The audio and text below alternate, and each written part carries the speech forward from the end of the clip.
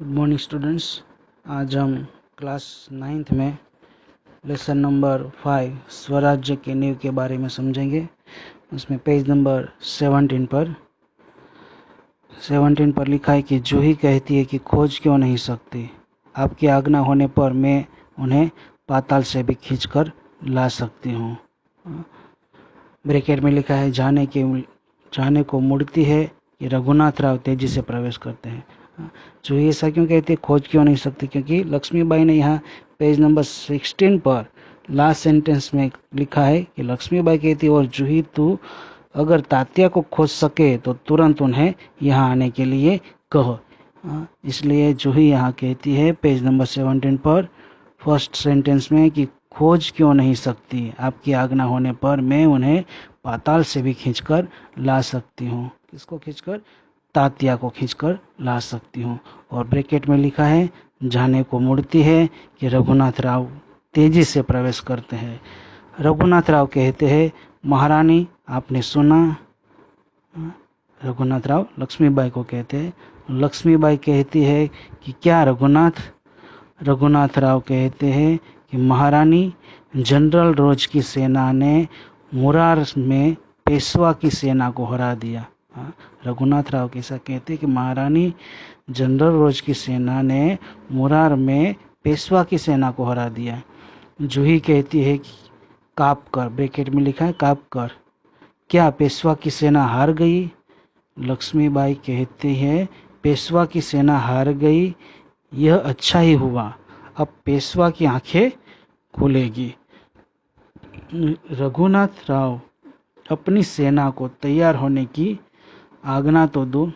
रघुनाथ अपनी सेना को तैयार होने की आज्ञा दो, रोज ग्वालियर का किला नहीं ले सकेगा। रोज है, रोज नाम का एक वो व्यक्ति ग्वालियर का किला नहीं ले सकेगा। रघुनाथ राव कहते हैं मैं जानता हूँ वो कभी नहीं ले सकेगा ग्वालियर का किला, मैं अभी सेना को कुछ के लिए तैयार करता हूँ, केवल आपको सूचना देने के लिए आया था। ब्रैकेट में लिखा है जाता है रघुनाथ राव। अब लक्ष्मीबाई कहती है कि और जूही तुम भी जाओ। ब्रैकेट में लिखा है सहसा बाहर देखकर, अचानक बाहर देखकर, ब्रैकेट पूरा, लेकिन ठहरो शायद सेनापति तात्या इधर ही आ रहे हैं। जूही कहती है, ब्रैकेट में लिखा है बाहर देखकर, जी हाँ ये तो सरदार तात्या ही है। ब्रैकेट में सरदार तात्या का प्रवेश वहाँ होता है। लक्ष्मीबाई कहती है कि कहिए सरदार तात्या, आज आप इधर कैसे भूल पड़े? तात्या कहते हैं बाई साहब मैं किसी के लिए सरदार हो सकता हूँ पर आपके लिए तो सेवक ही हूँ, आपके लिए नौकर ही हूँ, दास हूँ। लक्ष्मीबाई कहती है कि व्यंग्य से, ब्रैकेट में लिखा है व्यंग्य से, इतने बड़े सेनापति को इस प्रकार एक नारी के सामने झुकते लज्जा नहीं आती, शर्म नहीं आती? खैर छोड़ो इस बात को, यह तुम्हारी विनम्रता है, लेकिन यह तोपों की आवाज़ कैसी आ रही है? कौन सा उत्सव मनाया जा रहा है?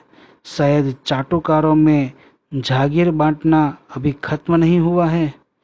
तात्या कहते हैं कि भाई साहब आपको हमें लज्जित करने का पूरा अधिकार है, आपको हमें शर्मिंदा करने का पूरा हक है, हम इसी योग्य हैं, लेकिन जो कुछ हो रहा है वह आप जानती ही है।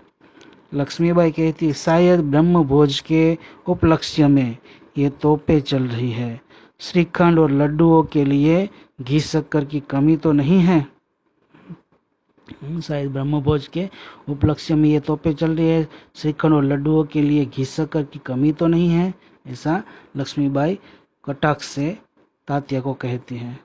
जूही कहती है कि सरकार इस बार इनको माफ कर दीजिए, एक बार उसको माफ कर दीजिए। तात्या कहते हैं ब्रैकेट में व्यग्र होकर, भाई साहब आप यूं कब तक फटकारती रहेंगे, हमें क्यों इतना, कब तक शर्मिंदा करती रहेंगी हमें? लक्ष्मीबाई कहती है कि तू कहती है अच्छा, लेकिन ब्रैकेट में लिखा है मुंदर का प्रवेश, वहाँ मुंदर आती है। मुंदर कहती है सरकार सेना तैयार है।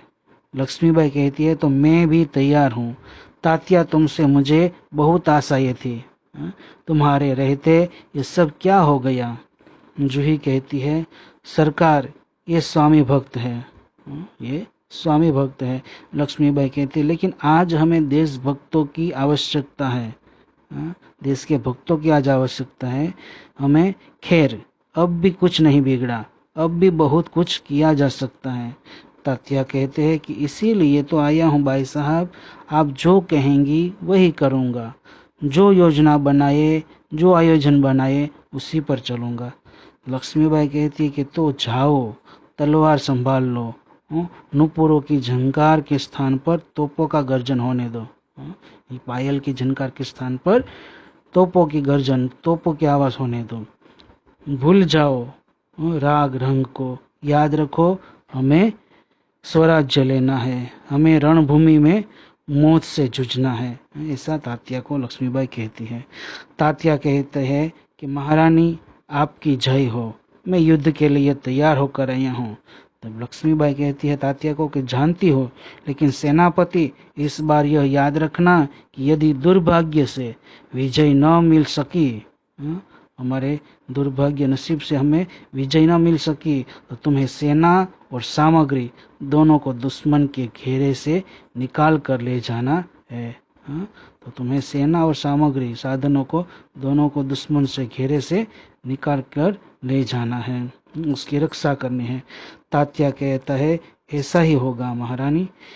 लक्ष्मीबाई कहती है तात्या मेरा मन कहता है कि यह मेरे जीवन का अंतिम युद्ध है। लक्ष्मीबाई कहती है तात्या ये मेरा मन कहता है कि यह मेरे जीवन का अंतिम युद्ध है, जीत हो या हार मुझे किसी बात की चिंता नहीं है। चिंता केवल इस बात की है हमारी वीरता कलंकित न होने पाए, हमारी वीरता पर दाग न लग पाए।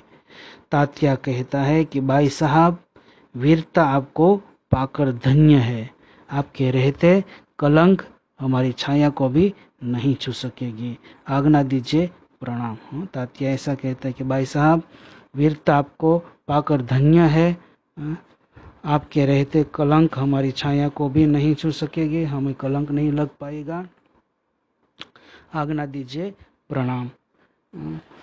आगे लिखा है पेज नंबर 18 पर लक्ष्मीबाई कहती है कि प्रणाम तात्या, मैं सीधी युद्ध भूमि में जा रही हूँ, देर न लगाना। ब्रैकेट में लिखा है तात्या चला जाता है। लक्ष्मीबाई ऐसा कहते हैं तात्या को प्रणाम तात्या, मैं सीधी युद्ध भूमि के यानी कि युद्ध के स्थान पर जा रही हूँ, देर नहीं करना। तात्या चला जाता है।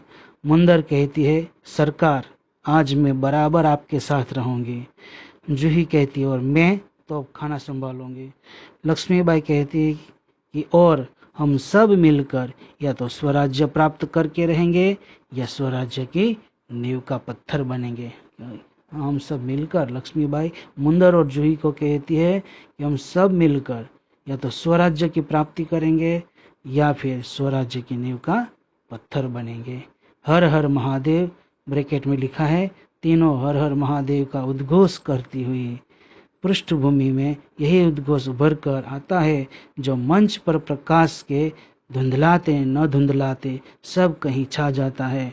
फिर धीरे धीरे शांति छाने लगती है, प्रकाश उभरने लगता है और पृष्ठभूमि में गीता पाठ का स्वर उठता है। ब्रैकेट पूरा और यहाँ ये लेसन पूरा होता है।